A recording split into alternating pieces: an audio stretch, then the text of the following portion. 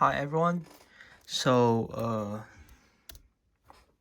the Tallybook is implemented with Flask framework and Python.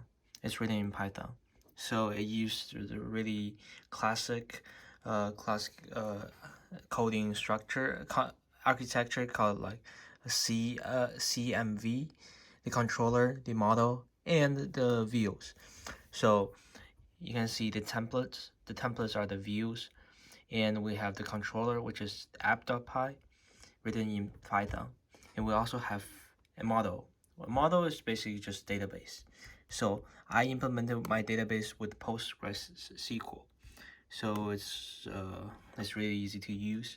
Basically, I just store data inside this database, and I retrieve all the data from it through the code through Python, like execute and use SQL language to execute them. So let me present you with how the real web application looks like. First, we need to go to that page. I'm written all these code on VS Code, which is I think an awesome text editor. So see, this is the login page. I borrowed a little bit from the project 9 about like login required, how we use it. So like if the user is not logged in, it will always return the user to the main page. So we log in. If we log out, we can log out easily. So there are many like error checking. So if you don't do username and password, and there's just many kind of like this, and this sign up page, which also implemented with error checking. So when you log in, you have the entry summary, which basically you just put entry here, and then you can select category.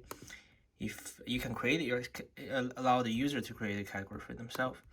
And this one is really cool, like the monthly summary. I borrowed this from I looked up online with the Google API, and this is implemented with Google with JavaScript.